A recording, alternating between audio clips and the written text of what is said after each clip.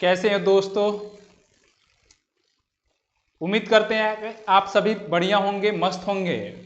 और जो आप लोगों का प्यार हमारे वीडियो पे जो मिल रहा है वो बहुत ही हम लोग को अच्छा लग रहा है। और आप सबों के लिए हैंड्स ऑफ, क्योंकि आप जो हमें इतना प्यार देते हैं और हमारे वीडियो को ज़्यादा से ज़्यादा अपने दोस्तों में शेयर करिए, जिससे हमारे जो ब्रेनवेव परिवार है यहाँ से पढ़कर बच्चे अधिक से अधिक अपने क्षेत्र में, गवर्नमेंट एग्जाम के क्षेत्र में गवर्नमेंट जॉब ले पाए। हम इसी के लिए आप सभी के साथ या आप सभी के लिए कार्य कर रहे हैं। और आज दुर्गा पूजा स्टार्ट हुआ है, इसके लिए भी आप सभी को हैप्पी दशहरा। ठीक है, आज पहला ही दिन है और उसी में हम लोग आज टॉपिक एक लेकर आए हैं, जो टॉपिक हमारा जो लेक्चर नंबर 5 है। और आज का भी वही टॉपिक है, कार्य और ऊर्जा और शक्ति। कार्य, ऊर्जा और शक्ति, क्या हमारा टॉपिक है? कार्य, ऊर्जा और शक्ति। इसके बारे में हम लोग पढ़ेंगे। आप ज्यादा से ज्यादा अपने दोस्तों में शेयर करिए, जिससे बहुत सारे जो आपके दोस्त, मतलब सिर्फ आपका ही नौकरी नहीं हो, आपके साथ साथ आपके दोस्त का भी हो, वो और अच्छा होता है। चलिए हम लोग स्टार्ट करते हैं आज का क्लास और लेक्चर। समझिए, आज हम लोग स्टार्ट ही कर रहे हैं जिसको कहा जाता है वर्क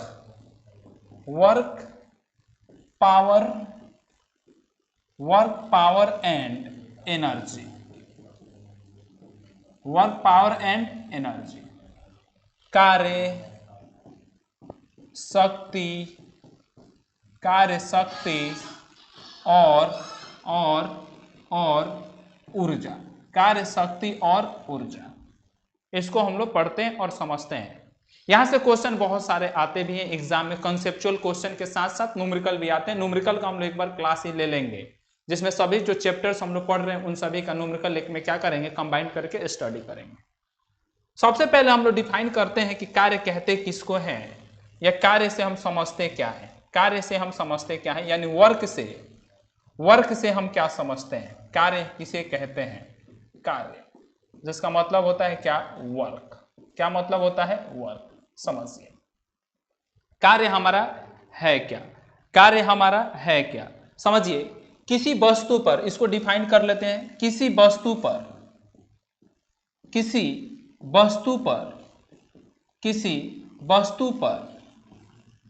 लगाया गया बल, किसी वस्तु पर लगाया गया बल और वस्तु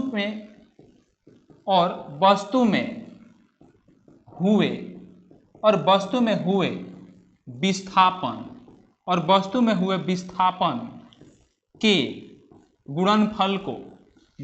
हुए विस्थापन के गुणनफल को, गुणनफल को ही कार्य कहा जाता है। गुणनफल को ही कार्य कहा जाता है। गुणनफल को ही क्या कहा जाता है? कार्य कहा जाता है। समझिए, कार्य कहते किसको है।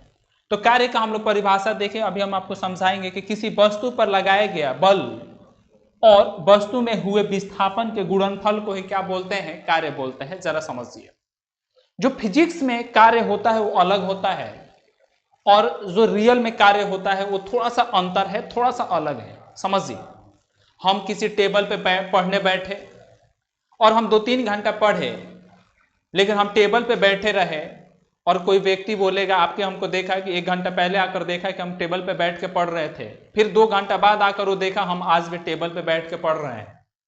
तो हम जब पढ़ रहे होते हैं तो हमारी एनर्जी या ऊर्जा की क्या होती है? हानि होती है, यानी ऊर्जा लॉस होती है। लेकिन अगर कोई व्यक्ति देखने वाला होगा ना, तो फिजिक्स में बोलेगा कि आपने कार्य नहीं किया है। क्या बोलेगा? आपने कार्य नहीं किया है। क्योंकि फिजिक्स में कार्य का मतलब होता है कि उस वस्तु के अंदर क्या? विस्थापन। उस वस्तु के अंदर क्या? विस्थापन। अगर आप कितना भी कार्य किए हों, बैठ के आप 10 घंटा भी पढ़े हो, लेकिन आपके अंदर विस्थापन नहीं हुआ है ना, इसका मतलब आपने कार्य किया नहीं है। लेकिन क्या बॉडी बिना कार्य किए हरासमेंट होता है? थक जाते हैं क्या?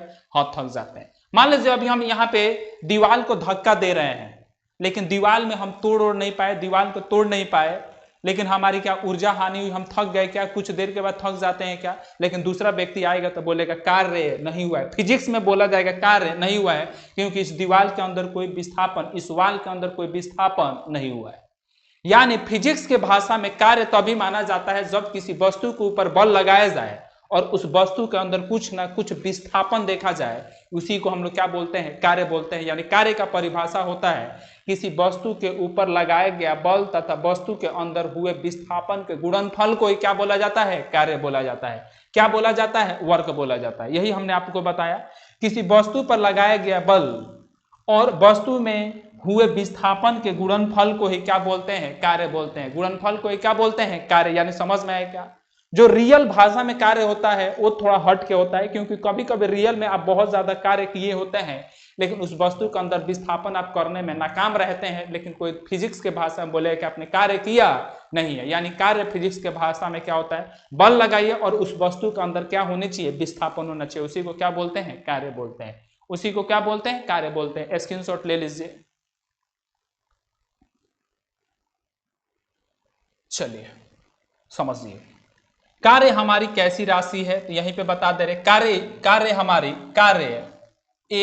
कार्य कैसी राशि है, अदिश राशि है। कार्य कैसी राशि है, अदिश राशि है। कार्य कैसी राशि है, अदिश राशि है। अब स्क्रीनशॉट ले लीजिए, कार्य कैसी राशि है, अदिश राशि है।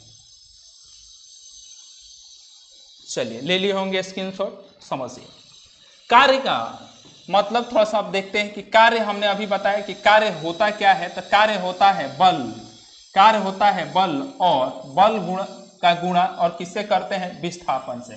कार्य क्या होता है, बल का गुणा और विस्थापन का गुणा ही क्या कहलाता है, कार्य कहलाता है। यानी कार्य बराबर होता है बल गुणे विस्थापन, जिसको डिस्प्लेसमेंट बोलते हैं। कार्य इक्वल टू होता है बल गुणे विस्थापन। वर्क इज इक्वल टू होता है force. Work is equal to होता है फोर्स इंटू में डिस्प्लेसमेंट। क्या होता है, फोर्स इंटू में डिस्प्लेसमेंट। फोर्स इंटू में क्या होता है, डिस्प्लेसमेंट। यही हमारा कार्य का फॉर्मूला होता है। और जरा बात को समझिए, थोड़ा सा इसको शॉर्ट में लिखते हैं। तो W इक्वल टू होता है F इंटू में, क्या होता है, F इंटू में S। यही हमारा क्या होता है, कार्य का फॉर्मूला होता है। W equal to FS। W equal to क्या होता है, FS। यानी F का मतलब क्या हुआ, फोर्स है, डिस्प्लेसमेंट का मतलब क्या हुआ, विस्थापन, और W का मतलब क्या हुआ, वर्क। वर्क का मतलब कार्य, फोर्स का मतलब बल, और विस्थापन का मतलब डिस्प्लेसमेंट होता है। विस्थापन का मतलब क्या होता है, डिस्प्लेसमेंट होता है। कार्य कैसी राशि है, अभी हमने बताया कि कार्य कैसी राशि है, कार्य कैसी राशि है, अदिश राशि है। कार्य कैसी राशि है, अदिश राशि है। कार्य कैसी राशि है, अदिश राशि है। कैसी राशि है, अदिश राशि है। कार्य एक कैसी राशि है, अदिश राशि है। कार्य कैसी राशि है, अदिश राशि है। कोई दिक्कत की बात नहीं, समझते हैं। यहाँ पे W का थोड़ा सा मात्रक निकालना चाहते हैं, SI मात्रक। तो W का SI मात्रक अगर W है तो आप W का फॉर्मूला जानते ही हैं कि F इंटू में क्या होता है, S। तो W is equal to, force का मात्रक क्या होता है, न्यूटन। फोर्स का मात्रक क्या होता है, न्यूटन, और डिस्प्लेसमेंट का या विस्थापन का मात्रक क्या होता है, मीटर। यानी W का, यानी कार्य का हमारे पास मात्रक होता है, कार्य का मात्रक होता है newton metre, newton metre, newton metre. लेकिन इसका SI मात्रक होता है, SI मात्रक होता है, SI मात्रक होता है, इसका SI मात्रक होता है कार्य का जूल। कार्य का SI मात्रक क्या होता है, जूल। कार्य का SI मात्रक क्या होता है, जूल। यानी यहां से दोनों चीजें पूछ सकती है कि बोलिए कार्य का मात्रक क्या होता है, न्यूटन मीटर। आपसे पूछा जाएगा कि कार्य का SI मात्रक क्या होता है, जूल होता है। कार्य का SI मात्रक क्या होता है, जूल होता है। कार्य का SI मात्रक क्या होता है, जूल होता है। अभी मैंने बताया कि कार्य का फॉर्मूला क्या होता है, प्रोडक्ट ऑफ फोर्स इंटू में डिस्प्लेसमेंट। यानी कार्य होता ही है बल और विस्थापन के गुणनफल का मान ही क्या होता है, कार्य होता है। कार्य कैसी राशि है, अदिश राशि है। कार्य कैसी राशि है, अदिश राशि है। इसका मात्रक क्या होता है, न्यूटन मीटर, और इसका SI मात्रक क्या होता है, जूल होता है। इसका SI मात्रक क्या होता है, जूल होता है। स्क्रीनशॉट ले लीजिए।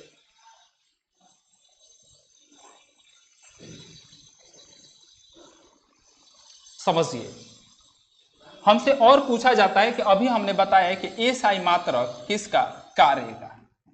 SI मात्रक कार्य का क्या होता है, जूल होता है। एसआई मात्रक कार्य का क्या होता है, जूल होता है। लेकिन आपसे पूछा जाएगा कि सीजीएस सिस्टम में कार्य का मात्रक क्या होता है, तो अर्ग होता है। कार्य का मात्रक क्या होता है, कार्य का अर्ग होता है। कार्य का मात्रक क्या होता है, अर्ग होता है। और याद रखिएगा कि 1 न्यूटन मीटर इक्वल टू होता है 10⁷ अर्ग के बराबर। 10⁷ अर्ग के बराबर। जैसे मैंने बताया था कि 1 न्यूटन इक्वल टू 10⁵ डाइन होता है, यहीं पे 1 न्यूटन मीटर इक्वल टू होता है 10⁷ अर्ग के बराबर। यानी सीजीएस सिस्टम में कार्य का मात्रक क्या होता है, अर्ग, और 1 न्यूटन मीटर कितने के बराबर होता है, 10⁷ अर्ग के बराबर होता है। कोई दिक्कत। यानी यहां से आपके पास मैंने बताया कि 1 न्यूटन मीटर मैंने बताया, आपको समझ में आया क्या, 1 न्यूटन, ये मीटर है, 1 न्यूटन मीटर है। कोई दिक्कत, 1 न्यूटन मीटर। आज के बाद अगर आपसे एग्जाम में इसके जगह पे ये भी पूछा जा सकता है कि 1 जूल और में बताइए, तो भाई न्यूटन मीटर को क्या बोलते हैं दोस्तों, न्यूटन मीटर को क्या बोलते हैं, जूल बोलते हैं। तो यहाँ पे आज के बाद पूछेगा कि 1 जूल का मतलब क्या होता है अर्ग में, तो 10⁷ होता है। कितना होता है, 10⁷ होता है। ये भी आपको क्या करना है, ध्यान देना है। यानी एसआई मात्रक क्या होता है, जूल। कार्य का एसआई मात्रक क्या होता है, जूल। सीजीएस सिस्टम में कार्य का मात्रक क्या होता है, अर्ग। सीजीएस सिस्टम में कार्य का मात्रक क्या होता है, अर्ग। दोस्तों ये भी ध्यान रखना है भाई को, ये भी ध्यान रखना है कि 1 न्यूटन मीटर कितने के बराबर होता है, 10⁷ अर्ग के बराबर। 1 न्यूटन मीटर कितने के बराबर, 10⁷ अर्ग।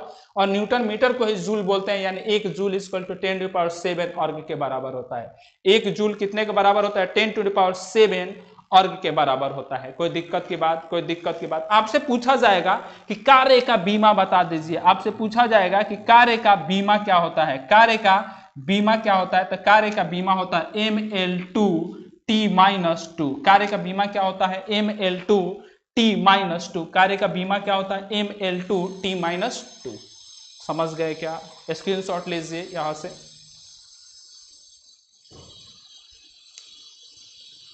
ले लिए, समझिए। आपसे ये भी पूछा जाएगा, आपसे ये भी पूछा जाता है कि बताइए, आपसे ये भी पूछा जाता है कि बताइए कि 1 न्यूटन 1 जूल का मतलब क्या होता है, 1 जूल का मतलब क्या होता है। ये कलर हो सकता है नहीं दिखे, कलर चेंज कर लेते हैं। आपसे पूछा जाएगा कि 1 जूल का मतलब क्या होता है। यानी आपसे पूछा जाता है कि 1 जूल को डिफाइन करिए, परिभाषित करिए। तो इसका मतलब होता है कि किसी द्रव्यमान, किसी m द्रव्यमान पर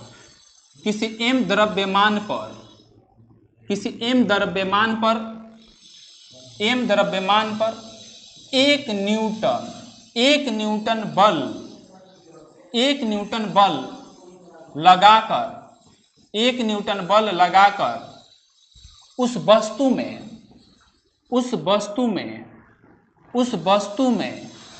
1 मीटर की विस्थापन, उस वस्तु में यदि 1 मीटर की विस्थापन किया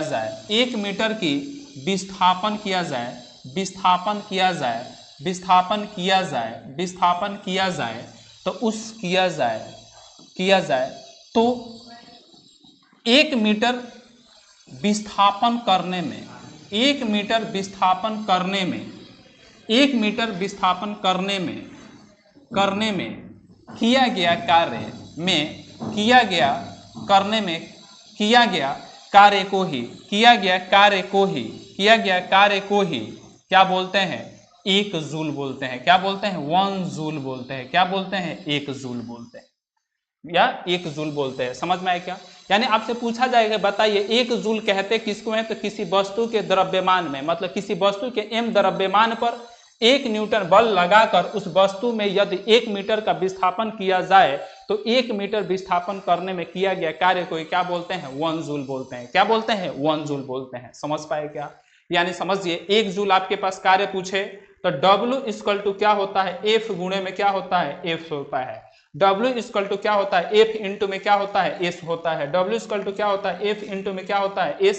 यानी W अगर 1 न्यूटन हम बल लगा दें और उस वस्तु के अंदर क्या कर दें, 1 मीटर का क्या कर दें, विस्थापन कर दें, इसका मतलब क्या होता है कि W कितने के बराबर हो जाएगा, 1 न्यूटन मीटर के बराबर होगा। और 1 न्यूटन मीटर को क्या बोलते हैं, 1 जूल बोलते हैं। 1 न्यूटन मीटर को क्या बोलते हैं, 1 जूल बोलते हैं, 1 जूल बोलते हैं। समझ पाए, समझ पाए क्या, समझ पाए, ठीक है, स्क्रीनशॉट ले लीजिए।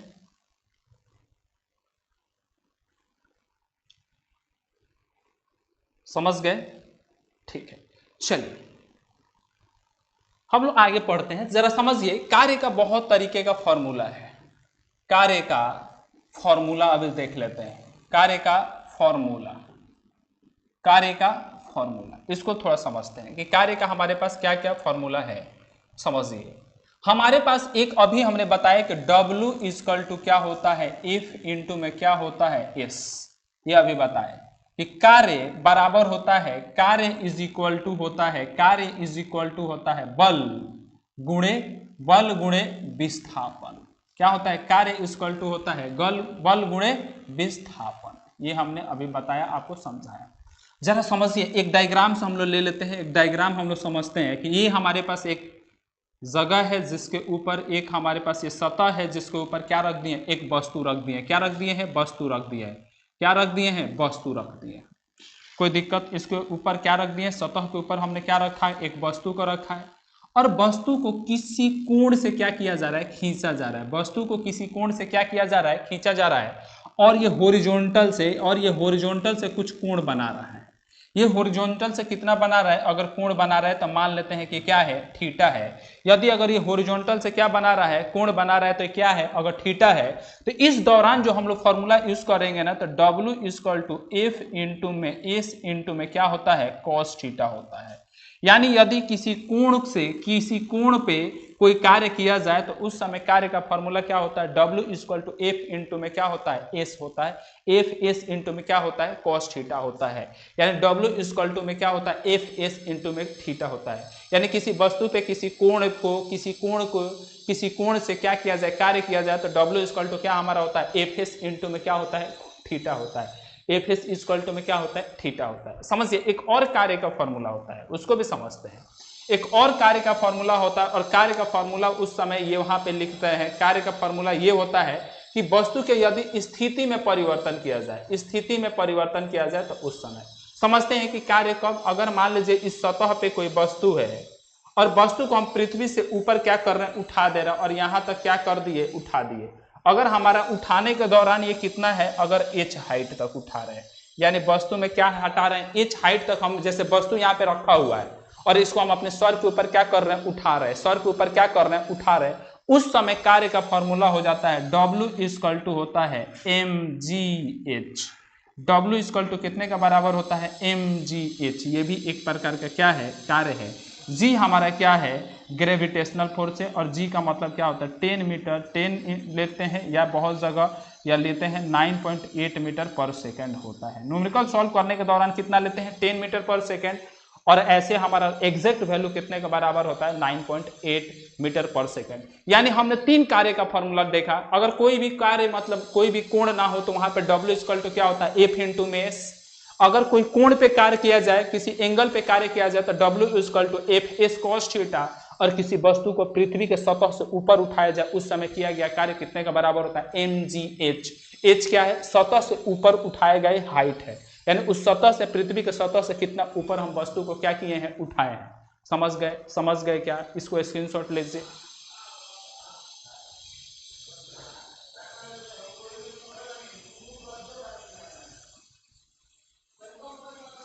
चलिए, समझ गए, समझ गए। चलिए अब हम लोग समझते हैं टाइप्स ऑफ वर्क।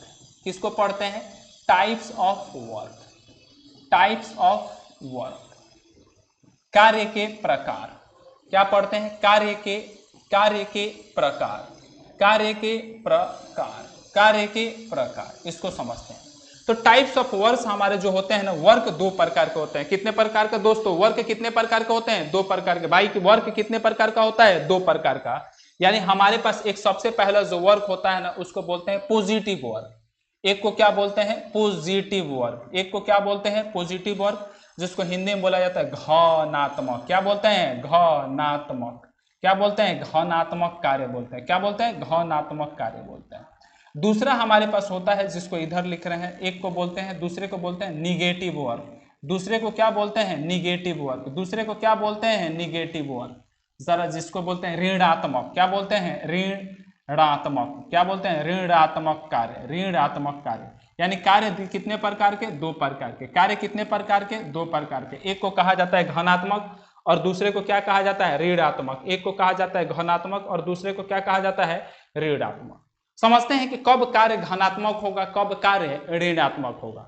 यानी कार्य कितने प्रकार के बच्चे? दो प्रकार के। दोस्तों कार्य कितने प्रकार के? दो प्रकार के। कार्य कितने प्रकार के? दो। एक बोलो साथ साथ, घनात्मक और ऋणात्मक। कार्य कितने प्रकार के? दो प्रकार के, घनात्मक और ऋणात्मक।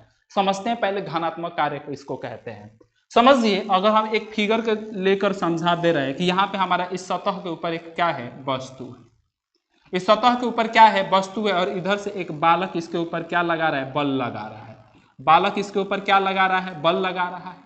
समझिए, जब बल लगाया जाए और वस्तु, इसमें थोड़ा सा डॉटेड मार्क्स हम दिखा रहे हैं, वस्तु क्या होता है? आगे की तरफ चला जाता है। वस्तु कहाँ की तरफ चला जाता है? आगे की तरफ। वस्तु किधर की तरफ चला जाता है? थोड़ा आगे की तरफ। मतलब इसको धक्का मारे और यही वस्तु किधर की तरफ चला गया? थोड़ा सा आगे। मतलब इस वस्तु के अंदर क्या हो गया? विस्थापन हुआ। इस वस्तु के अंदर क्या हुआ? विस्थापन हुआ। इसका मतलब क्या है कि जिस दिशा में हम बल लगाएं, इसका मतलब क्या है कि जिस दिशा में बल लगाए हैं यदि कार्य भी या विस्थापन भी उसी दिशा में हो जाए, मतलब जिस दिशा में बल लगाया जाए और विस्थापन उसी दिशा में हो जाए, वैसे कार्य को हम क्या बोलते हैं? घनात्मक। कौन सा कार्य बोलते हैं? घनात्मक। यानी जिस तरीके से हम कार्य करना चाहते हैं उसी तरीके से क्या होता है? कार्य होता है। यानी जिस दिशा में बल के दिशा में ऐसे एरो मार्क मार दे रहे हैं, बल के दिशा में क्या हो जाए? हमारा विस्थापन हो जाए। बल के दिशा में क्या देखने को मिले? विस्थापन। तो वैसे ही कार्य को कौन सा कार्य बोलते हैं? घनात्मक। यानी बल के दिशा में विस्थापन होता है तो वैसे कार्य को कौन सा कार्य बोलते हैं? घनात्मक कार्य। कोई दिक्कत की बात? कोई दिक्कत की बात? ये कैसे कार्य हैं? घनात्मक। दूसरा समझिए कि ऋणात्मक कार्य किसको बोलते हैं? ऋणात्मक कार्य किसको बोलते हैं? इसको समझते हैं। जरा समझिए कि हम क्या कर रहे हैं कि कोई वस्तु है, क्या है? कोई वस्तु है और हम ऐसा चाह रहे हैं कि हम क्या करें? वस्तु को क्या करें कि इधर से हम 5 न्यूटन का क्या लगाए? बल लगाए। इधर से क्या किए? 5 न्यूटन का क्या किए? बल लगाए। और इधर से कोई वस्तु क्या कर रहा है? इधर से कोई 10 न्यूटन का क्या लगा दे रहा है? बल लगा दे रहा है। हम चाह रहे हैं कि विस्थापन हमारा किधर हो? इस दिशा में हो। विस्थापन हमारा किस दिशा में है? उस दिशा में हो। लेकिन 10 न्यूटन में दूसरा कोई बल लगा दे रहा है तो विस्थापन इसके क्या हो जा रही है? विपरीत दिशा में हो जा रही है। विस्थापन क्या हो जा रही है? विपरीत दिशा में। मतलब जरा समझिए, विस्थापन इधर हो जाएगा क्योंकि इधर से हमारा कितना न्यूटन का बल लग रहा है? 5 न्यूटन का। हम चाह रहे थे कि हमारा विस्थापन हो इस साइड हो, लेकिन विस्थापन हो रहा है इस साइड। इधर इसका मतलब क्या है कि हम जिधर बल लगाते हैं उसके विपरीत दिशा में यदि क्या हो? विस्थापन हो। क्या हो? विस्थापन हो। विपरीत दिशा में क्या हो? विस्थापन हो। मतलब जिधर चाह रहे थे उधर विस्थापन ना हो, उसके विपरीत दिशा में विस्थापन हो जाए, उसी को कैसा वर्क बोलते हैं? ऋणात्मक। कैसा वर्क बोलते हैं? ऋणात्मक कार्य बोलते हैं। कैसा वर्क बोलते हैं? ऋणात्मक। इसका उदाहरण ले लीजिए, क्योंकि किसी पृथ्वी पर किसी वस्तु को सतह पर रखते हैं ना, उसको ऊपर उठाते हैं ना, तो ग्रेविटेशनल फोर्स किधर लगता है? नीचे। हम कार्य कर रहे होते हैं उधर ऊपर, ग्रेविटेशनल फोर्स किधर लगता है? गुरुत्वाकर्षण बल किधर की तरफ लगता है? नीचे। यानी कहा जाएगा कि गुरुत्वाकर्षण बल के द्वारा किया गया कार्य ही क्या होता है? निगेटिव। समझ लीजिए, थोड़ा फिगर से दिखा दे रहे हैं। हमने अभी आपको क्या बोला है उसको समझते हैं कि हमारे पास ये सतह के ऊपर, इस सतह के ऊपर क्या है? वस्तु है। इस सतह के ऊपर वस्तु है। हम इस वस्तु को कहाँ रख दिए? ऊपर लेकर चले गए। इस वस्तु को कहाँ लेकर चले गए? ऊपर। लेकिन यहाँ पे भी क्या लग रहा था? नीचे mgh लग रहा था। और सॉरी, यहाँ पे तो mgh लगेगा ही नहीं, सिर्फ mg लगेगा। अभी कौन सा बल लग रहा होगा? यहाँ पे क्या लगेगा? mgh लगेगा। क्या लगेगा? mgh। हमने वस्तु को उठाया ऊपर, पृथ्वी के द्वारा किया गया कार्य किधर की तरफ है? नीचे। यानी कहा जाएगा कि पृथ्वी के द्वारा जो कार्य किया गया है इस वस्तु पर जिसका द्रव्यमान m है, उस पर कैसा कार्य किया गया है? ऋणात्मक कार्य किया गया है। कैसा कार्य किया गया है? ऋणात्मक कार्य किया गया है। इसको भी स्क्रीनशॉट ले लीजिए। स्क्रीनशॉट लेकर साथ साथ क्या कर लेना है? कॉपी पर लिख लेना है। ले लीजिए।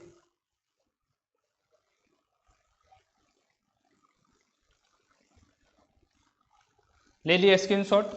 चलिए समझिए, हमारे पास पूछा जाएगा कि किया गया कार्य निर्भर करता है, क्वेश्चन पूछा जाएगा कि कार्य निर्भर करता है, कार्य निर्भर करता है, कार्य निर्भर करता है, कार्य निर्भर करता है।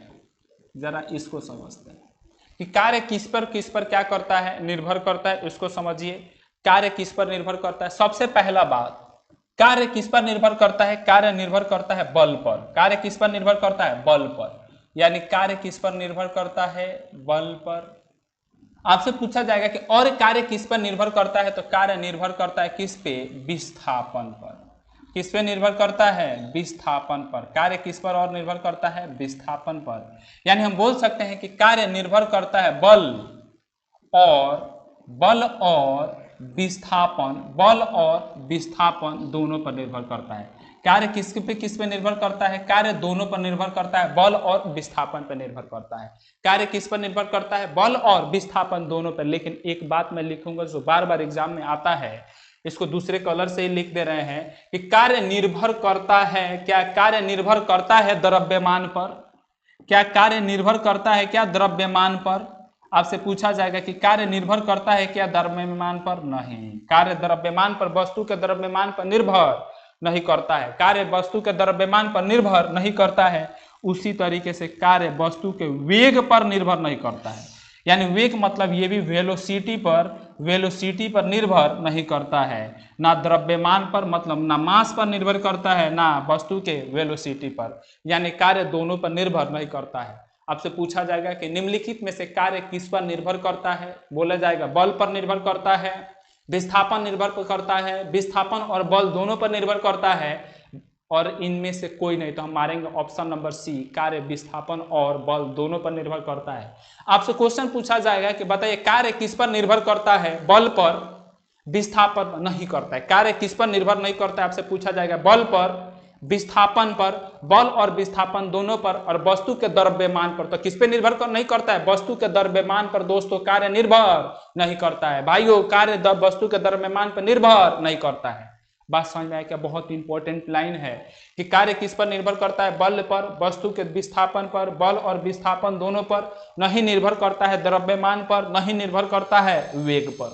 समझ पाए क्या, लिख लीजिए, स्क्रीनशॉट ले लीजिए।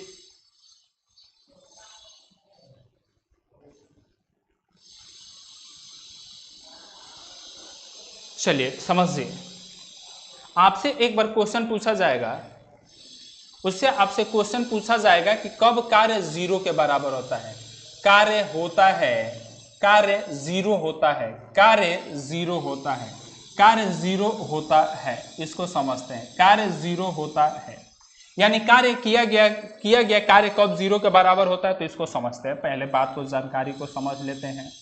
समझिए, हमारे पास एक रिजल्ट है, W इक्वल टू क्या होता है, F इंटू में S इंटू में क्या होता है, कॉस थीटा। यानी W इक्वल टू क्या होता है, FS कॉस थीटा। और हमने आपको कॉस की बहुत सारी वैल्यू बताई थी। सबसे पहले मैं साइन का बता दूं, 30 डिग्री, 45 डिग्री, 60 डिग्री, और कितना बता दें, 90 डिग्री। समझ में गए क्या, समझ गए क्या। 0 डिग्री भी लिख लेते हैं, यहाँ पे एक बार फिर से लिख दे रहे हैं। साइन का वैल्यू कब, 0 डिग्री पे, 30 डिग्री पे, 45 डिग्री पे, 60 डिग्री पे और 90 डिग्री पे, ये डिग्री है। तो साइन 0 कितने के बराबर होता है भाइयों, साइन 0 कितने के बराबर, 0 के बराबर। साइन 30 कितने के बराबर, 1/2 के बराबर। साइन 45 1/√2 के बराबर। साइन 60 √3/2 के बराबर। और साइन 90 कितने के बराबर होता है, 1। साइन 90 कितने के बराबर होता है, 1 के बराबर। कोई दिक्कत नहीं, कोई दिक्कत नहीं। समझिए कि हमारे पास आपसे इसमें कॉस से लेना देना है, यानी कॉस 0 कितना होता है, साइन का उल्टा। तो कॉस 0 1, कॉस 30 कितने के बराबर होता है, √3/2, कॉस 45 1/√2, कॉस 60 1/2, कॉस 90 कितने के बराबर होता है, 0 डिग्री। कॉस 90 कितने के बराबर, 0 डिग्री। समझिए कॉस 90 कितने के बराबर, 0 डिग्री के बराबर। हमारे पास रिजल्ट है, यानी W is equal to F into में S इंटू में क्या है, कॉस थीटा यानी हम यहाँ से चेक करेंगे कि cos थीटा का वैल्यू कब 0 के बराबर होता है, यानी cos थीटा कब 0 के बराबर 90 पे, यानी जब थीटा और किया गया कार्य का मतलब विस्थापन और किए गए कार्य का बीच का कोण अगर 90 के बराबर है, 90 के बराबर है, तो किया गया कार्य कितने के बराबर होता है, 0 के बराबर। किया गया कार्य कितने के बराबर होता है, 0 के बराबर। यहाँ पे बता दे रहे हैं इसका मतलब क्या है यहाँ पे, यानी अगर हमारे पास बल लग रहा है ऐसे ऊपर की तरफ और वस्तु के अंदर विस्थापन हो रहा है इस तरह की तरफ, राइट के तरफ, इसका मतलब ये बल है, ये हमारा क्या है, F है, ये विस्थापन है यानी क्या है हमारा S है, और दोनों के बीच में कोण कितने के बराबर है, 90 के बराबर है। इस समय किया गया कार्य कितने के बराबर हो जाएगा, 0 के बराबर। इस समय किया गया कार्य कितने के बराबर हो जाएगा भाई, वो कितने के बराबर, 0 के बराबर। यानी आपसे पूछा गया जाएगा कि कब कार्य 0 होता है, यानी किया गया कार्य और वस्तु के अंदर विस्थापन यदि दोनों के बीच का कोण अगर 90 के बराबर है, तो उस समय किया गया कार्य कितने के बराबर होता है, 0 के बराबर। उस समय किया गया कार्य कितने के बराबर, 0 के बराबर। स्क्रीनशॉट ले लीजिए, बहुत इंपॉर्टेंट है ये।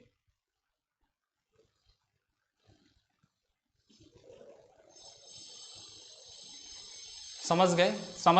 चलिए, हमने अभी तीनों फॉर्मूला एक जगह लिख रहे हैं। एक होता है W इज इक्वल टू क्या होता है, Fs। W इक्वल टू क्या होता है, Fs। फिर मैंने एक फॉर्मूला आपको बताया, W इज इक्वल टू क्या होता है, Fs cos theta, Fs cos theta. अगर वस्तु को हम ऊपर लेके जाते हैं तो उस समय W इज इक्वल टू होता है mgh। W इक्वल टू कितने के बराबर होता है, mgh। कितने के बराबर होता है, mgh के बराबर। ये तीनों कार्य के फॉर्मूले हैं। यदि कार्य और विस्थापन के बीच में कुछ कोण दिया रहता है उस समय लिखते हैं WFS cos थीटा। यदि कार्य के बीच में और विस्थापन के बीच में अगर कोण 0 के बराबर है, इस समय लिखते हैं W इक्वल टू Fs। यदि कार्य किसी पृथ्वी के ऊपर हो रहा है, सतह के ऊपर किसी वस्तु को उठा रहे हैं, उस समय हमारा कार्य का फॉर्मूला होता है mgh। तीनों एक साथ लिख लीजिए, स्क्रीनशॉट ले लीजिए, एक ही पास होगा तो और अच्छा रहेगा।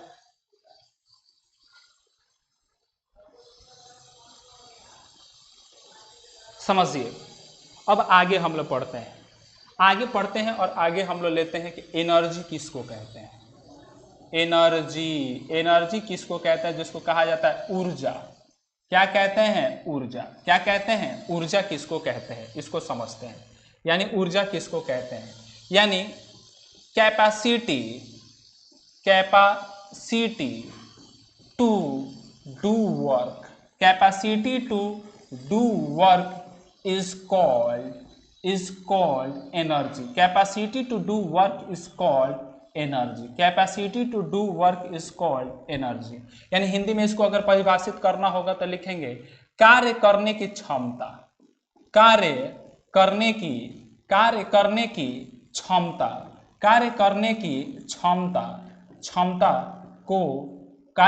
क्षमता को ऊर्जा कहा जाता है। कार्य करने की क्षमता को ऊर्जा कहा जाता है। कार्य करने की क्षमता को क्या कहा जाता है, ऊर्जा कहते हैं। क्या कहते हैं, ऊर्जा कहते हैं। यही हमारा कार्य का डिफिनीशन है। यानी जिस व्यक्ति के पास ऊर्जा है वही वो क्या कर पाएगा, कार्य कर पाएगा। वही क्या कर पाएगा, कार्य। इसीलिए बोलते हैं कैपेसिटी टू डू वर्क। क्या बोलते हैं, कैपेसिटी टू डू वर्क। यानी कार्य करने की क्षमता को ही क्या बोलते हैं, ऊर्जा बोलते हैं। कार्य करने की क्षमता को ही क्या बोलते हैं, ऊर्जा बोलते हैं। और जो कार्य है ना, जो ऊर्जा है ना, ऊर्जा या एनर्जी कैसी राशि है, ऊर्जा या एनर्जी किस प्रकार की राशि है, एक अदिश राशि है। कैसी राशि है, अदिश, जिसको बोलते हैं स्केलर क्वांटिटी। क्या बोलते हैं, स्केलर। यानी ऊर्जा कैसी राशि है, अदिश राशि है। ऊर्जा कैसी राशि है दोस्तों, अदिश राशि। भाई कैसी राशि है, अदिश। साथ साथ बोलना है। जब हम बोले ना, 2-3 बार रिपीट करें ना, तो आप जब बोलिएगा ना आपका दिमाग खुलता है और दिमाग मेमोराइज करता है कि आपसे पूछे कि ऊर्जा कैसी राशि, बोलो साथ साथ, ऊर्जा कैसी राशि, ऊर्जा अदिश राशि। ऊर्जा कैसी राशि, अदिश राशि। ऊर्जा कैसी राशि, अदिश राशि। बात समझ में आया क्या, ऊर्जा कैसी राशि, अदिश राशि। आपसे पूछा जाएगा कि बताइए ऊर्जा का एसआई मात्रक क्या होता है। एसआई मात्रक क्या होता है, तो इसका भी मात्रक क्या होता है, जूल होता है। और आपसे पूछा जाएगा कि ऊर्जा का बीमा क्या होता है, ऊर्जा का बीमा क्या होता है, तो ऊर्जा का बीमा ml2t-2 के बराबर होता है। ऊर्जा का बीमा कितने के बराबर होता है? ml2t-2 के बराबर होता है। सभी बातें समझ में आए? सबसे पहले मैंने एक बार और रिपीट कर रहा हूं, ऊर्जा क्या है? तो कार्य करने की क्षमता को क्या बोलते हैं? ऊर्जा बोलते हैं। कार्य करने की क्षमता को क्या बोलते हैं? ऊर्जा बोलते हैं। बात समझ में आया क्या? Capacity to do work is called energy. ऊर्जा कैसी राशि? साथ साथ बोलो, ऊर्जा कैसी राशि? अदिश राशि। साथ साथ बोलो, ऊर्जा कैसी राशि? अदिश राशि। ऊर्जा का मात्रक एसआई मात्रक जूल, ऊर्जा का एसआई मात्रक जूल। और ऊर्जा का बीमा ml2t-2, ऊर्जा का बीमा ml2t-2। इसका मतलब हम कह सकते हैं कि जैसे ही हम लोग इसके बारे में जैसे ही जाने, इसके बाद हम लोग कह सकते हैं कि जैसा कार्य का मात्रक और बीमा वैसा ही मात्रक ऊर्जा का, और जैसा ऊर्जा का मात्रक वैसा ही कार्य का मात्रक, जैसा ऊर्जा का बीमा वैसा ही कार्य का बीमा। यानी कार्य और ऊर्जा का बीमा और मात्रक दोनों कैसे होते हैं? एक समान होते हैं। कार्य और ऊर्जा का मात्रक और बीमा दोनों कैसे होते हैं? एक समान होते हैं। दोनों कैसे होते हैं? एक समान होता है। ये नहीं कि कार्य का अलग याद किए और ऊर्जा का अलग याद करा और एग्जाम में जाके सोच रहे हैं कि भाई कार्य का अलग होगा तो ऊर्जा का अलग होगा। ऐसा टेंशन नहीं लेना। दोनों का मात्रक और बीमा क्या होता है? एक समान होता है। स्क्रीनशॉट ले लीजिए, स्क्रीनशॉट ले लीजिए।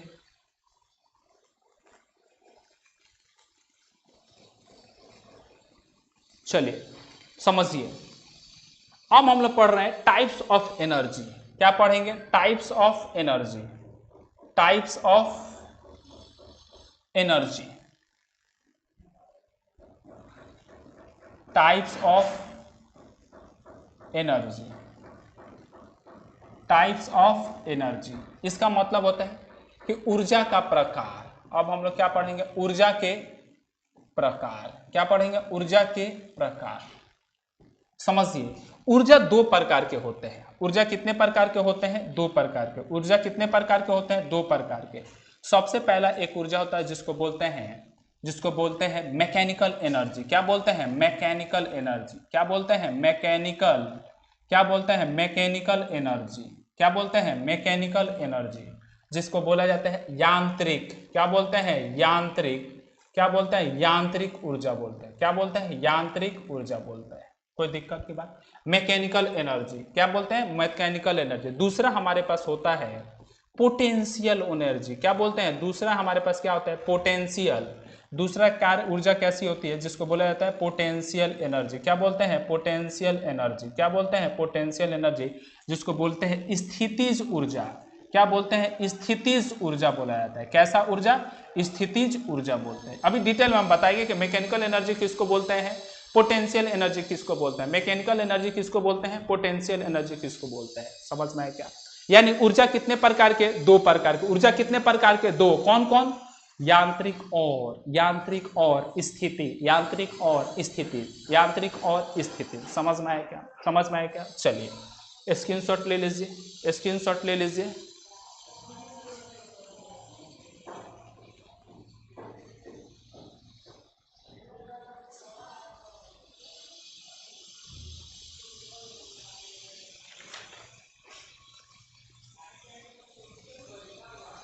समझिए,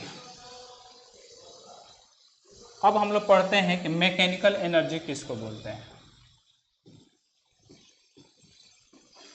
मैकेनिकल एनर्जी, मैकेनिकल एनर्जी किसको बोलते हैं? समझिए, मैकेनिकल एनर्जी हम उसको बोलते हैं कि यांत्रिक ऊर्जा से। इसका मतलब समझिए, मैकेनिकल एनर्जी किसको बोलते हैं कि यांत्रिक ऊर्जा से किया गया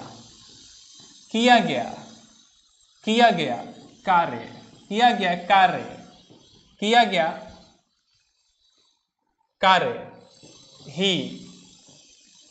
ही यांत्रिक ऊर्जा कहलाता है। क्या कहलाता है? यांत्रिक ऊर्जा कहलाता है। समझ गए? ऊर्जा कहलाता है, यांत्रिक ऊर्जा कहलाता है। बात समझिए। मैकेनिकल एनर्जी का एक और सब पार्ट है जिसको बोलते हैं काइनेटिक एनर्जी। क्या बोलते हैं? Kinetic energy. क्या बोलते हैं? Kinetic energy. क्या बोलते हैं? Kinetic energy. क्या बोलते हैं, काइनेटिक एनर्जी। समझिए, जिसको बोलते हैं गतिज ऊर्जा। काइनेटिक एनर्जी को हिंदी में क्या बोलते हैं, गतिज ऊर्जा।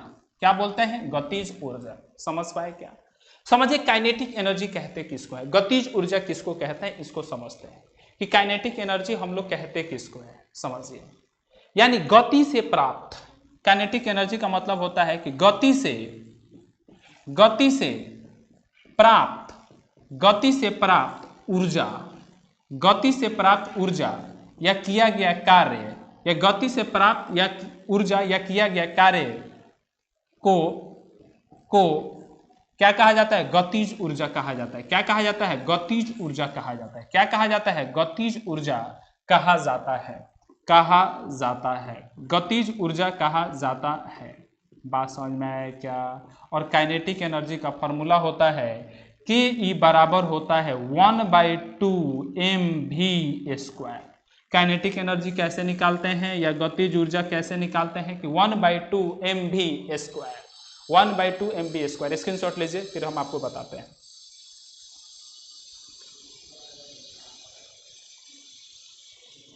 समझिए, आगे चलते हैं और समझते हैं। सबसे पहले समझिए, अभी हमने आपको फॉर्मूला लिखा कि काइनेटिक एनर्जी इक्वल टू किसके बराबर होता है, 1/2 mv²। समझते हैं कि यहाँ पे के ई क्या है। तो के ई का मतलब होता है यहाँ पे क्या है, के शॉर्ट फॉर्म में लिखे हैं जिसको कहा जाता है काइनेटिक एनर्जी। क्या कहा जाता है, काइनेटिक एनर्जी। क्या कहा जाता है, काइनेटिक एनर्जी। के ई का मतलब, के ई क्या है, काइनेटिक एनर्जी। हमारे पास जो एम है ना, एम हमारे पास क्या है, मास है। एम हमारे पास क्या है, मास है। जो भी क्या है, भी क्या है, वेग है। भी क्या है, वेग है। कोई दिक्कत नहीं। समझते हैं, हिंदी में भी लिख दे रहे हैं। समझिए, हिंदी में भी लिख रहे हैं। काइनेटिक एनर्जी का मतलब क्या होता है, गतिज। क्या होता है, गतिज ऊर्जा होता है। काइनेटिक एनर्जी का मतलब क्या होता है, गतिज ऊर्जा। यहाँ पे मास का मतलब क्या है, द्रव्यमान। मास का मतलब क्या है, द्रव्यमान। मास का मतलब क्या है, द्रव्यमान। और वेग का मतलब यहाँ पे हिंदी लिख दिया, तो यहाँ पे वेग का मतलब क्या होता है, वेलोसिटी। वेग का मतलब क्या होता है, वेलोसिटी। यानी काइनेटिक एनर्जी, और यही से हम बता सकते हैं कि काइनेटिक एनर्जी निर्भर करता है वस्तु के द्रव्यमान तथा वेग पर। तो यहाँ से एक बात और निकल के आती है कि गतिज ऊर्जा निर्भर करता है, गतिज ऊर्जा निर्भर करता है वस्तु के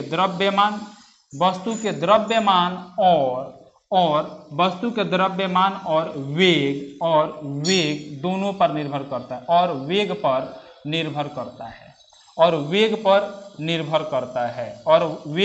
निर्भर करता है, बात समझ में आया क्या? आपसे पूछा जाता है पर निर्भर करता है। आपसे पूछा जाता है कि बताइए काइनेटिक एनर्जी किस पे निर्भर करता है, तो वस्तु के द्रव्यमान तथा वेग दोनों पर निर्भर करता है। गतिज ऊर्जा निर्भर करता है वस्तु के द्रव्यमान तथा वेग दोनों पर, निर्भर करता है। स्क्रीनशॉट ले लीजिए।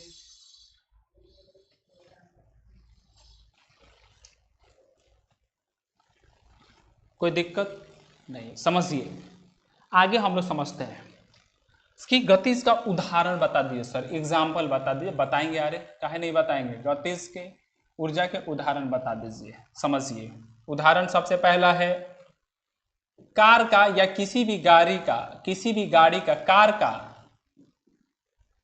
कार्य का पहिए में, कार्य का पहिया में गतिज ऊर्जा, कार्य के पहिए में गतिज ऊर्जा होती है जब कार्य चल रहा होता है ना, तो चलने के दौरान, ये अब बार बार ये मत सोचना सब कि कार्य जब स्थिर है तब कैसे होगा, क्योंकि आप जान ही रहे हो हमारे अगल बगल जितने भी कुछ हैं लोग जो अलग अलग भाषाओं में अलग अलग तरीके से क्या करा रहे हैं, कमेंट करवा रहे हैं।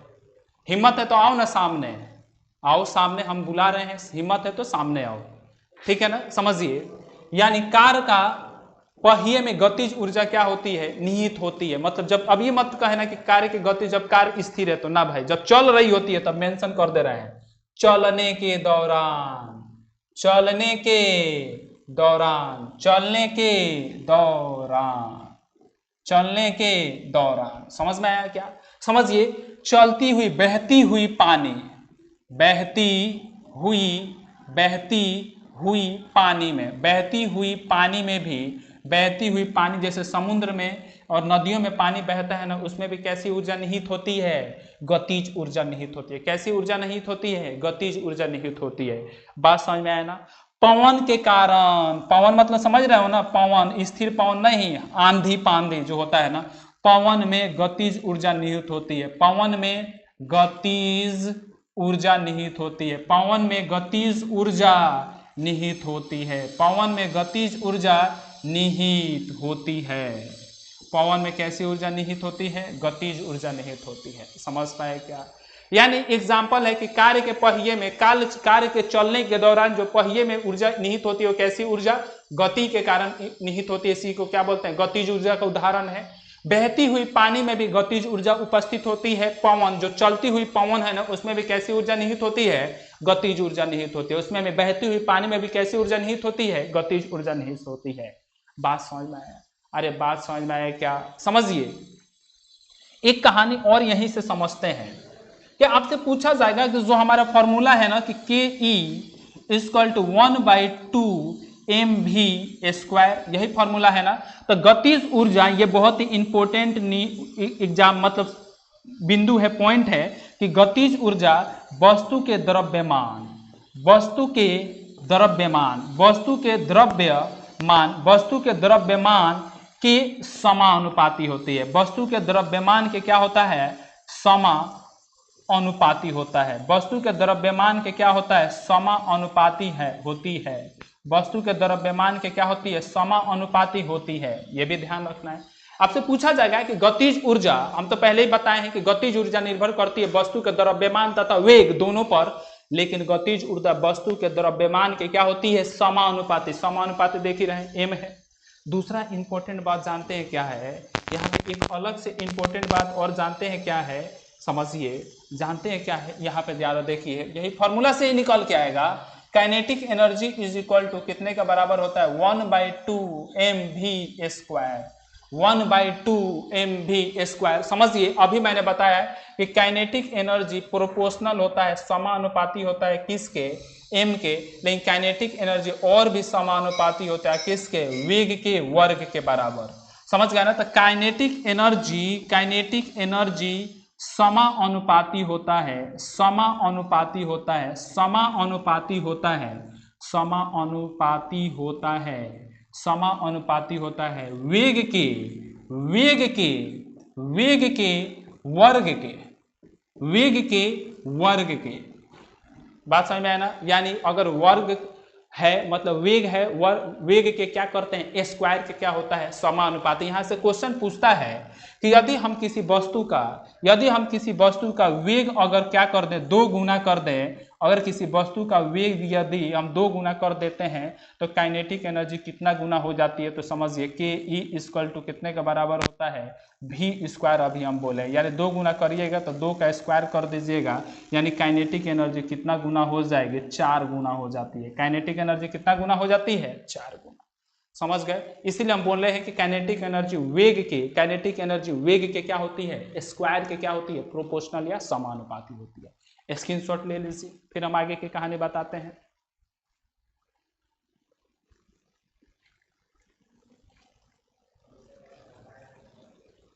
समझ गए? चलिए आगे। यहाँ पे भी हम लोग सभी को क्या कर लेते हैं? सम्मिलित करते हैं। अभी मतलब एक ही पास क्या करते हैं? लिखते हैं। अभी मैंने बताया कि काइनेटिक एनर्जी इक्वल टू कितने के बराबर? 1/2 mv²। इस फॉर्मूला को भी आपको क्या करना है? ध्यान रखना है। समझिए, एक और फॉर्मूला होता है, जिसको ऐसा लिखा रहता है, kinetic energy equal to 1/2 m bracket में लिखता है v2² माइनस v1²। ये भी हमको क्या रखना है? ध्यान रखना है। ये भी हमारे पे क्या रखना है? ध्यान रखना है। यहाँ पे v2 का मतलब क्या होता है? v2 का मतलब होता है फाइनल वेलोसिटी। v2 का मतलब क्या होता है? Final velocity. v2 का मतलब क्या होता है? Final velocity. यहाँ पे v1 का मतलब क्या होता है, इनिशियल। v1 का मतलब क्या होता है, इनिशियल वेलोसिटी। v1 का मतलब क्या होता है, इनिशियल वेलोसिटी। यानी समझ पाए क्या। एक बात और समझिए, आपसे पूछता है, जानते हैं क्या, काइनेटिक एनर्जी का वेग के टर्म में, काइनेटिक एनर्जी का फॉर्मूला मोमेंटम, मोमेंटम, मोमेंटम के टर्म में, किसके टर्म में, मोमेंटम के टर्म में, जिसको कहा जाता है हिंदी में समवेग। क्या कहा जाता है, समवेग। मोमेंटम के टर्म में काइनेटिक एनर्जी का फॉर्मूला क्या होता है, तो समझिए, P इज इक्वल टू क्या होता है, P इज इक्वल टू क्या होता है, m इंटू में क्या होता है, v होता है। P इक्वल टू क्या होता है, m इंटू में क्या होता है, v होता है। और काइनेटिक एनर्जी का फॉर्मूला क्या होता है, 1/2 mv स्क्वायर। 1/2 क्या होता है भाई, 1/2 mv स्क्वायर। सभी को समझ में आ रहा है भाइयों, समझ में आ रहा है क्या। यहां से जरा समझिए, हम चाह रहे हैं कि m से ऊपर गुणा कर दें और इसी m से क्या कर दें, भाग कर दें। कोई फर्क पड़ेगा क्या, मैथ का ये नियम ही है कि मन करे तो जिस नंबर से ऊपर से गुणा कर दो और उसी नंबर से भाग करने पर वैल्यू पे कोई प्रभाव नहीं पड़ता है, वैल्यू पे कोई प्रभाव नहीं पड़ता है, इसका मतलब। और यहाँ पे आपके पास है, ये है mv स्क्वायर। जरा समझिए, ये m और ये m आपस में मल्टीप्लाई हो जाएगा तो वहां से रिजल्ट निकल के आएगा 1/2 m square v square. m square और v स्क्वायर, समझिए इसका थोड़ा सा यहाँ पे भी हम समझ लेते हैं। यहाँ पे जरा समझिए, p इक्वल टू क्या है, mv, और दोनों साइड स्क्वायर कर देंगे तो यहाँ से रिजल्ट निकल के आता है p square equal to m square और v स्क्वायर। क्या रिजल्ट निकल के आएगा, p square equal to m square v square. और यहाँ पे जरा देखिए, m स्क्वायर v स्क्वायर की जगह पर क्या रख सकते हैं, p स्क्वायर बट्टा में 2m। तो यहीं से एक रिजल्ट हमारा निकल के आता है, यहीं से हमारा एक रिजल्ट निकल के आता है। काइनेटिक एनर्जी का एक और फॉर्मूला निकल के आता है, p स्क्वायर बटा 2m। काइनेटिक एनर्जी का एक और फॉर्मूला, p स्क्वायर बट्टा में 2m, p स्क्वायर बट्टा में 2m। स्क्रीनशॉट ले लीजिए।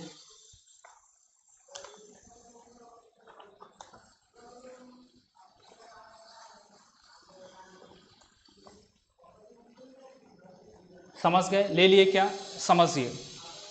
अभी मैंने काइनेटिक एनर्जी के बहुत सारे फॉर्मूले बताए।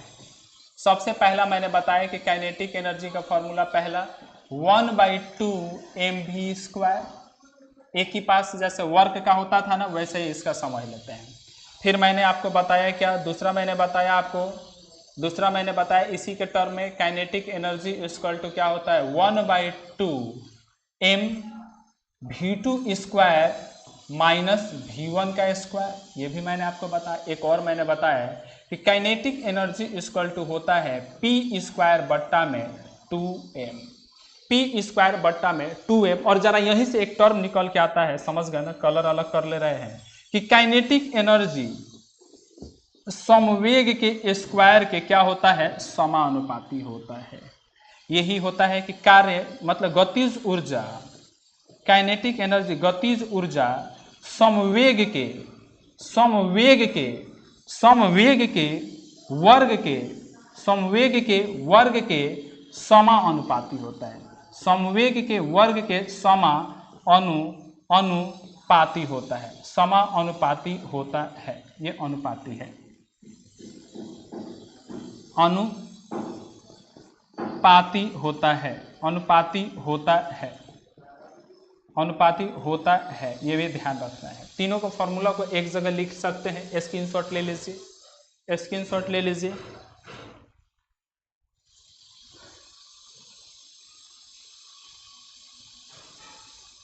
कोई दिक्कत नहीं, समझिए। अब हम लोग पढ़ते हैं जिसको कहा जाता है पोटेंशियल एनर्जी। क्या कहते हैं, पोटेंशियल।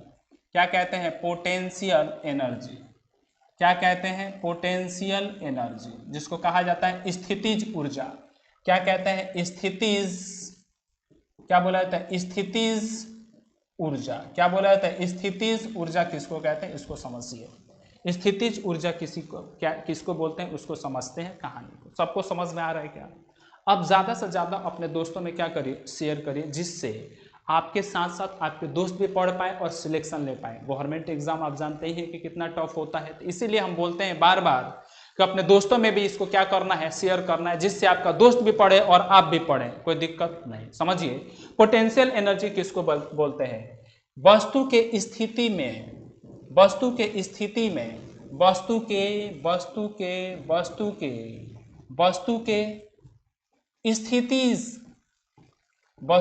स्थिति में परिवर्तन, वस्तु के स्थिति में परिवर्तन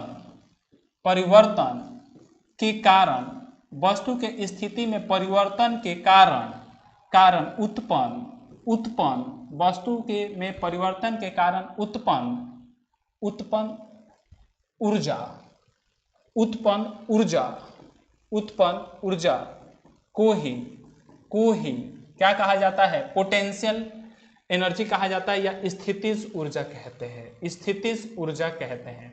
यानी वस्तु के स्थिति में परिवर्तन के कारण जो ऊर्जा निहित होती है उसे क्या कहा जाता है? स्थितिज ऊर्जा कहा जाता है। थोड़ा सा राइटिंग टेढ़ा मेढ़ा होता है, उससे ज़्यादा टेंशन लेने की जरूरत नहीं है।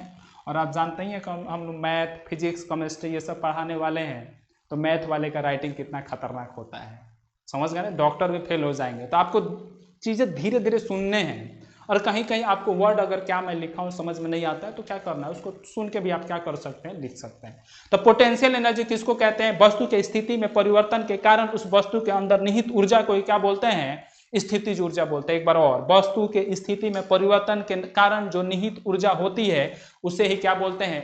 उसे क्या बोलते हैं? स्थितिज ऊर्जा बोलते हैं। और एक फॉर्मूला होता है, potential energy is equal to होता है PE इज इक्वल टू होता है mgh, PE is equal to होता है mgh।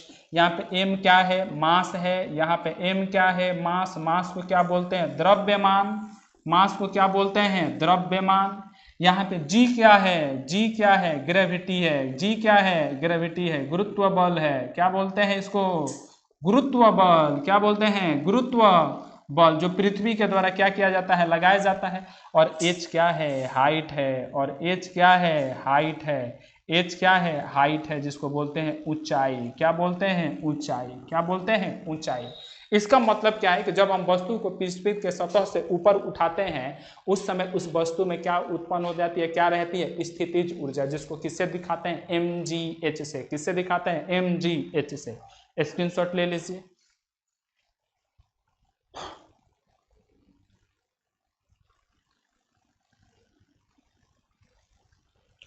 समझिए, इसका भी उदाहरण बता दें। स्थितिज ऊर्जा, स्थिति में परिवर्तन आप सोच नहीं पा रहे हैं, लेकिन आप बचपन में बहुत सारा काम किए होंगे। जरा समझिए, बचपन में वाला कार्य किया है तुम लोग स्कूल में? जब रबड़ से हम लोग क्या करते थे? पेपर बना के, हम तो किए हैं, आप सबों का पता नहीं। देखो, जब रबड़ से उस पेपर को बनाकर ऐसे मारते थे ना, या समझ लीजिए धनुष। धनुष समझते हैं क्या? धनुष को जब पीछे खींचा जाता है और खींच कर जब छोड़ा जाता है, तो धनुष को जब पीछे खींचा जाता है तो उसमें क्या उत्पन्न होती है? क्या रहती है? स्थिति में कारण ऊर्जा उत्पन्न होती है। और जब छोड़ते हैं तो देखते हैं जब तीर उस कमान से जब निकलती है तो कितनी तेज रफ्तार से जाती है। यानी धनुष के एक उदाहरण हमारे पास एग्जाम्पल क्या है? पहला बार एग्जाम्पल स्थिति के कारण। यानी धनुष में, धनुष किसमें? धनुष में। कैस में? धनुष में। क्या क्यों और लिखा जा रहा है? धनुष में, धनुष। और हमारे जानते हैं, और हमारे लोकल भाषा में इसको गुर्देल भी बोलते हैं। क्या बोलते हैं? गुर्देल। जो गुर्देल से चिड़िया और पक्षी को मारता है। बंदूक बंदूक तो होगा नहीं भाई, क्राइम है। जब खींच के गुर्देल से मारते हैं ना तो बहुत तेजी से क्या करती है? गोली उससे निकलती है और उसमें स्थिति के कारण उत्पन्न ऊर्जा होती है। तो उसमें जो ऊर्जा निहित होती है वो किसके कारण? स्थिति के कारण। किसके कारण? स्थिति के कारण। बात समझ में आया क्या? बात समझ में आया क्या? अरे बात समझ में आया क्या? कोई दिक्कत की बात नहीं। समझिए, वो बचपन वाला दिन याद करिए। पेन होता था अपने पास, पेन होता था क्या? और उसमें स्प्रिंग होती थी क्या? अरे स्प्रिंग होती थी क्या? स्प्रिंग होती थी क्या? यानी जरा बात को समझिए, स्प्रिंग को जब एकदम तेजी रफ्तार से क्या करिएगा? दबा दीजिएगा। जब छोड़िएगा ना तो स्प्रिंग तेजी से क्या करता है? फैलता है। तेज जब दबा दीजिएगा और छोड़िएगा तो स्प्रिंग बहुत तेज से क्या करता है? फैलता है। यानी स्प्रिंग में भी दबने के वजह से कैसी ऊर्जा निहित होती है? स्थितिज ऊर्जा उसके अंदर क्या होती है? निहित होती है। समझ गए ना? और समझिए, स्प्रिंग में जो ऊर्जा निहित होती है ना उसको समझते हैं हम ऐसे दर्शाते हैं। इसको थोड़ा सा समझिए। अगर हमारे पास ये स्प्रिंग है ना, स्प्रिंग ऐसे ऐसे करके और यहाँ पे अगर हम वस्तु को कर दें और वस्तु को हम तेज से इधर से दबाएं और इसका फिगर बना देते हैं कि ऐसा थोड़ा सा हम फिगर ले लेते हैं। स्प्रिंग को क्या कर दे रहे हैं, इधर से धक्का दे रहे हैं और समझते हैं कि ऐसे ऐसे स्प्रिंग क्या हो जा रही है, दब जा रही है और ब्लॉक हमारा कहाँ पे आ गया, यहाँ पे। और यहाँ से जरा समझिए, यहाँ से पोजीशन कितना चेंज हुआ है, यहाँ से अगर x चेंज हुआ है, यानी x स्प्रिंग कितना दबा है, x दबा है, स्प्रिंग कितना दबा है, x दबा है, यहाँ पे लिख दे रहा है x। तो इसके कारण जो ऊर्जा इसमें हो जाती है, तो काइनेटिक एनर्जी जानते हैं किसके बराबर होता है, 1/kx²। किसके बराबर होता है, काइनेटिक एनर्जी या ऊर्जा, पोटेंशियल एनर्जी बोलते हैं, इसमें पोटेंशियल एनर्जी बोलेंगे। पोटेंशियल एनर्जी कितने के बराबर होता है, 1/2kx²। और क्या है, k क्या है, स्प्रिंग कांस्टेंट है। क्या k क्या है, हमारा स्प्रिंग कांस्टेंट है, स्प्रिंग कांस्टेंट है। और x क्या है, स्प्रिंग में विस्थापन है, या इसी को बोल सकते हैं स्प्रिंग में क्या है, डिस्प्लेसमेंट है। स्प्रिंग में क्या है, डिस्प्लेसमेंट है। क्या है, डिस्प्लेसमेंट है। बात समझ में आए क्या, अरे समझ में आए क्या। यानी इस समय हम जब स्प्रिंग को दबाते हैं तो उस समय स्प्रिंग में निहित ऊर्जा या संचित ऊर्जा को निकालने के लिए क्या लिखते हैं, 1/2kx²। स्क्रीनशॉट ले लीजिए।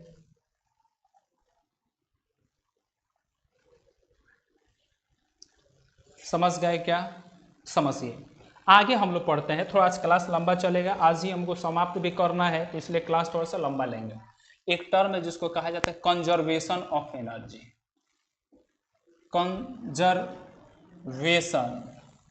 Conservation of energy, conservation of energy, ऊर्जा संरक्षण, ऊर्जा संरक्षण का नियम, ऊर्जा संरक्षण का नियम, इसको हम लोग पढ़ते हैं कि ऊर्जा संरक्षण का नियम क्या कहता है, इसको समझते हैं, कोई दिक्कत नहीं, समझिए। यानी ये क्या कहता है, इससे हम समझते हैं। इसके द्वारा कहा गया कि ऊर्जा को ना उत्पन्न किया जा सकता है, ना ऊर्जा उत्पन्न किया जा सकता है,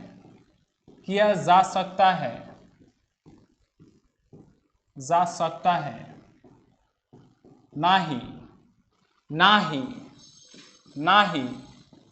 ऊर्जा को नष्ट किया जा सकता है, ना ही ऊर्जा को नष्ट किया जा सकता है।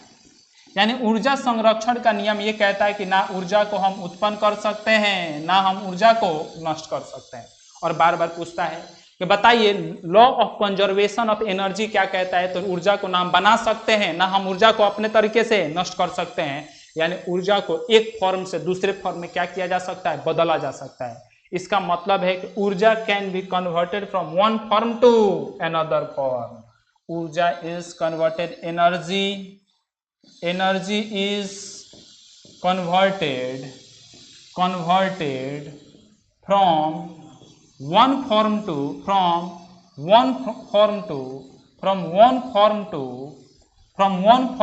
another form। यानी ऊर्जा को एक ऊर्जा से दूसरे ऊर्जा में क्या कर सकते हैं, बदल सकते हैं, लेकिन उसको नष्ट कर नहीं सकते हैं। ना हम ऊर्जा को अपने तरीके से क्या कर सकते हैं, बना सकते हैं। क्या कर सकते हैं, बना सकते हैं। समझिए, इसका उदाहरण लेते हैं। उदाहरण हम लोग ले लेते हैं, समझते हैं। सबसे पहला उदाहरण हम लोग लेते हैं, जानते ही हैं, जनरेटर का नाम सुने हैं क्या, अरे जनरेटर का नाम सुने हैं क्या, हाँ जनरेटर। पहला उदाहरण हम लोग ले लेते हैं जनरेटर का।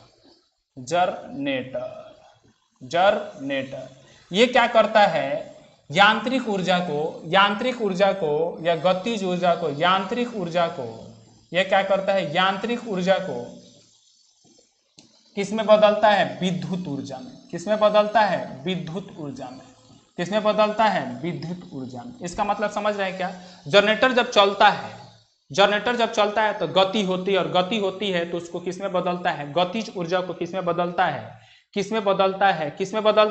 विद्युत ऊर्जा में। किसमें बदलता है, विद्युत ऊर्जा में। समझिए, सूर्य का प्रकाश, सूर्य की प्रकाश हमें निकलती है, अरे सूर्य का क्या निकलती है, प्रकाश निकलती है। और प्रकाश ये लाइट ऊर्जा को किस में बदलता है? ऊष्मा ऊर्जा में। क्या निकलता है? सूर्य से क्या निकलती है? प्रकाश निकलती है। यानी प्रकाश यानी लाइट किस में बदला? लाइट किस में बदला? हीट एनर्जी में। लाइट किस में बदल गया? हीट एनर्जी में। कोई दिक्कत की बात? लाइट किस में बदल गया? हीट एनर्जी में। समझिए, हमारे पास घरों में क्या होता है? मोटर लगा होता है। घरों में क्या होता है? मोटर। मोटर में हम जब इलेक्ट्रिक सप्लाई करते हैं, जब मोटर में हम इलेक्ट्रिक सप्लाई करते हैं तो मोटर क्या करने लगता है? चलने लगता है। मोटर क्या करने लगता है? चलने लगता है। इसका मतलब ये विद्युत ऊर्जा को ये किस में बदलता है? विद्युत ऊर्जा को मोटर क्या करता है? विद्युत ऊर्जा को गतिज ऊर्जा में बदलता है। गतिज ऊर्जा में बदलता है। गतिज ऊर्जा में बदलता है। बात समझ में आया क्या? बात समझ में आया क्या? बात समझ में आया क्या? यानी ये बहुत सारे हमारे क्या है? उदाहरण है। जनरेटर क्या करता है? यांत्रिक ऊर्जा को विद्युत ऊर्जा में।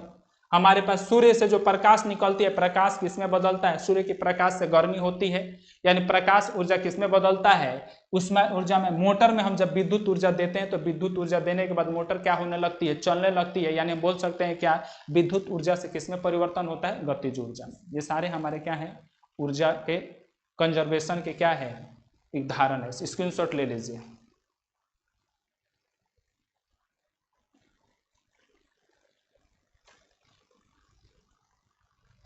ले लिए क्या? समझिए, एक टर्म बहुत इंपॉर्टेंट है। एक टर्म बहुत इंपॉर्टेंट है, समझिए। Mechanical energy. Mechanical energy. Mechanical energy is equal to होता है kinetic energy. Kinetic energy plus potential energy. Potential energy यानी जो हमारे पास मैकेनिकल एनर्जी होता है, जो यांत्रिक ऊर्जा होता है ना, यांत्रिक ऊर्जा। यांत्रिक ऊर्जा बराबर होता है, यांत्रिक ऊर्जा बराबर होता है गतिज ऊर्जा। गतिज ऊर्जा, गतिज ऊर्जा प्लस स्थितिज ऊर्जा के सम के बराबर। स्थितिज ऊर्जा के सम के क्या बराबर होता है? सम मतलब योग के बराबर होता है। कौन? यांत्रिक ऊर्जा बराबर होता है गतिज ऊर्जा और गतिज ऊर्जा और किसके? गतिज ऊर्जा और स्थितिज ऊर्जा, स्थितिज ऊर्जा के दोनों के योग के बराबर होता है। कौन सा? यांत्रिक ऊर्जा। ये भी इंपॉर्टेंट है, आपसे एग्जाम में पूछा जाता है। स्क्रीनशॉट ले लीजिए। स्क्रीनशॉट ले लीजिए। ले लिए क्या? चलिए, अब हम लोग पढ़ते हैं आगे का टर्म जिसको बोलते हैं पावर। क्या बोलते हैं? पावर। जिसको कहा जाता है शक्ति। क्या कहा जाता है? शक्ति। शक्ति का मतलब क्या होता है इसको समझते हैं। कार्य करने की दर को, कार्य करने, कार्य करने के दर को, कार्य करने के दर को, दर को शक्ति कहा जाता है। कार्य करने के दर को शक्ति कहा जाता है। कार्य करने के दर को क्या कहते हैं? शक्ति कहा जाता है। कहा जाता है। कार्य करने के दर को क्या कहा जाता है? शक्ति। Capacity to do work. Power is capacity. Power is rate of, capacity नहीं होता है, power is rate of doing, rate of doing work. बात समझ में आया ना? यानी कार्य करने की दर को ही क्या बोलते हैं? पावर बोलते हैं। और पावर इक्वल टू होता है, पावर इक्वल टू होता है W बट्टा में T। Power is equal to क्या होता है? W बट्टा में T। W क्या है? P इक्वल टू होता है वर्क। वर्क बट्टा में क्या होता है? टाइम। पावर इक्वल टू क्या होता है? वर्क बट्टा में क्या होता है? टाइम। यानी कार्य करने के दर को ही हम क्या बोलते हैं? पावर बोलते हैं। कार्य करने के दर को ही क्या बोलते हैं? पावर बोलते हैं। स्क्रीनशॉट लीजिए, फिर आगे हम थोड़ा सा और कहानी बताते हैं।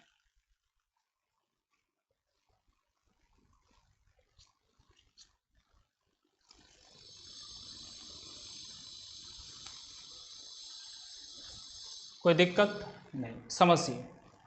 कार्य